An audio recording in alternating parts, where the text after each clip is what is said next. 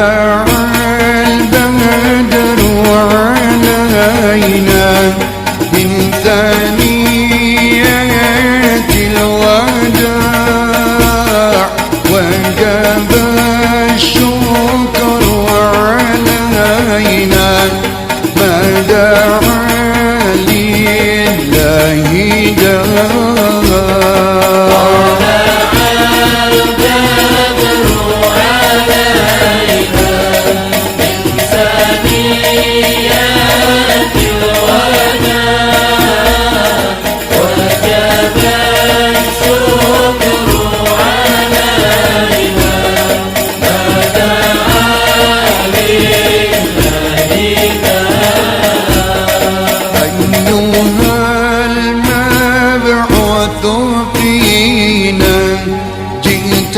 بالأمر المطاع كن شفيعا يا حبيبي يوم حشر واجتماع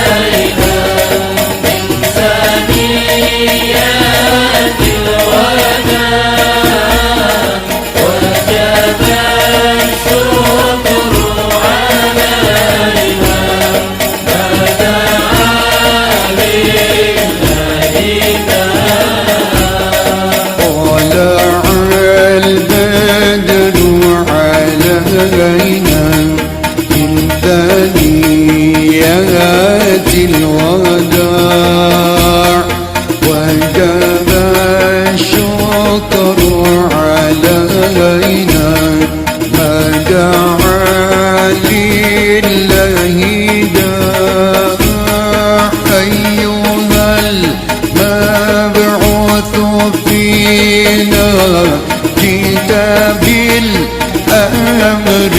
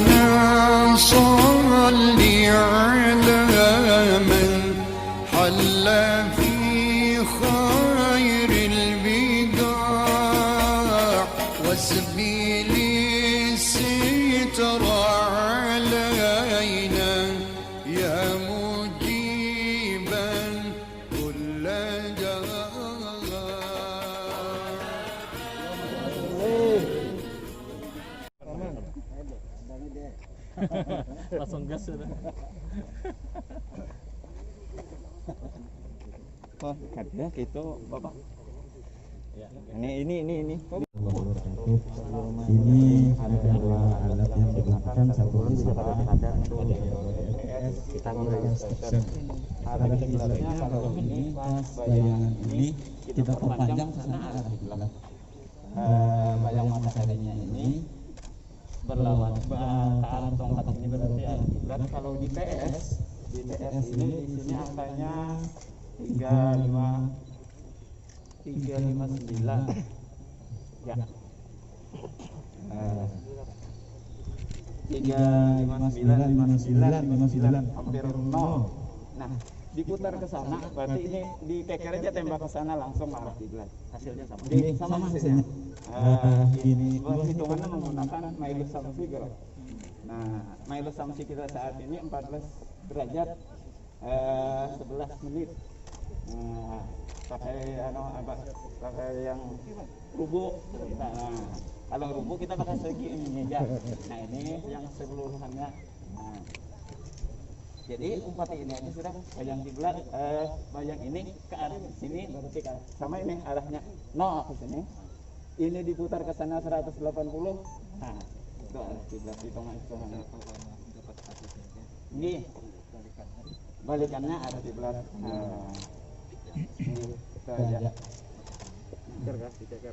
Ini cara tradisional, ini cara apa? Yang mana? Coba paman. Ceker boleh. Mungkin.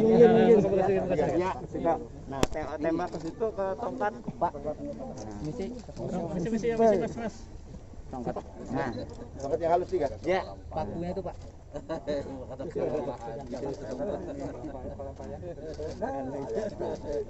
Oh, Ada paku kecil tuh pak. ada batu kecil nih. Paku. Ya. Nah, dari sini berarti Pak Gubernur, dari paku ini ke paku itu berarti arah kiblat. Nah, nih. Ini patok sini sama pakai bandul pas di titik paku ini. Kenapa kelihatan orang sebelah? Maksudnya sebelah ini. Atau musola adalah tempat ibadahnya kaum muslimin. Kita masyarakat Kalimantan Selatan adalah masyarakat religius, sehingga masjid bagian yang infrastruktur yang kita bangun yang mendukung sosial kemasyarakatan Kalimantan Selatan. Ya. Membangun masjid adalah tempat ibadah, tempat di mana kita kaum muslimin melaksanakan ibadah dan melaksanakan syiar Islam. Ya. Ada filosofi tertentu paman kenapa jadi masjid dinamai Masjid Bambu? Masjid Bambu karena di daerah ini banyak bambu. Ya, bambu adalah pohon yang apabila kita berada di bawahnya itu terasa sangat sejuk karena ternyata bambu itu banyak mengandung air. Bambu punya nilai sejarah bagi bangsa ini, ya kan? Konon cerita bambu Belanda penjajah itu lari terbibit hanya dengan sebilah bambu runcing. Kenapa paman jadi terbulu? Bilanya karena sakit bener aja. Nah itu bambu filosofinya luar biasa bagi bangsa ini. Ada himbauan ke masyarakat paman terkait masjid ini mungkin untuk berkunjung datang ke Oh iya, wisata. karena Mandi Angin, Kiram, termasuk Raja Lima, tahu Raja Lima lah. Nah, jadi ini adalah kawasan yang mengaplikasikan apa yang menjadi arahan Bapak Presiden kita, bahwa kita harus Selamat sore dan salam membangun sejahtera. dengan apa istilahnya Yang terhormat Gubernur mencoba Kalimantan untuk Selatan, mengalihkan dari yang sumber kami daya alam hormati tak terbarukan Ketua ke DPRD dan sumber anggota daya Forum alam Koordinasi yang Pimpinan Daerah kalau Provinsi kita kan Kalimantan menghasil batu Selatan, bara pada saatnya akan habis. yang kami hormati Kalau batu bara habis, apalagi perekonomian yang bisa membangkitkan masyarakat kita. Ya, yang terbarukan perkebunan, pertanian, termasuk pariwisata. Ini yang didorong oleh Bapak Presiden, sehingga pada saat kita dilantik Bapak Presiden di Istana Negara, beliau berharap kepala daerah jangan hanya duduk di belakang meja. Jadi kita turun ke rakyat sambil menyerah.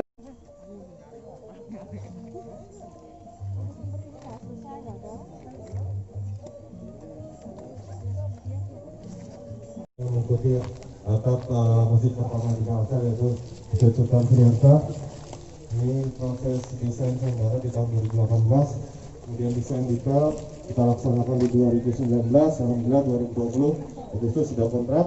Pemenang Sinar Cerah Sempurna dengan nilai 11,9 miliar, targetnya di 25 Desember paling lambat selesai, dan insya Allah mungkin sebelum itu selesai. Nah, jadi bangunan ini 2 lantai. Lantai pertama itu seluas 610 meter persegi, itu untuk tempat wudhu, WC, toilet. Kemudian lantai kedua dengan luas 225 meter persegi, bisa untuk 180 jemaah. Jadi untuk sholatnya di lantai atas. Tahun ini dibangun masjid utama dan gedung pengelola, rencana tahun depan untuk pagar, taman, dan tempat parkir. Mungkin itu Pak Gubernur. Terima kasih.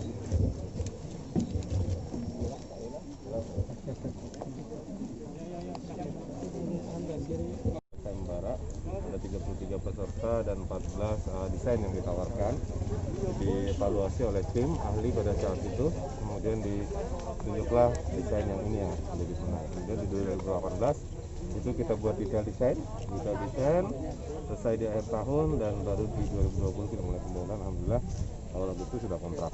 Dan desain masjid bambu ini itu strukturnya tiang panjang masih menggunakan tiang panjang minipel beton dengan kedalaman 18 meter.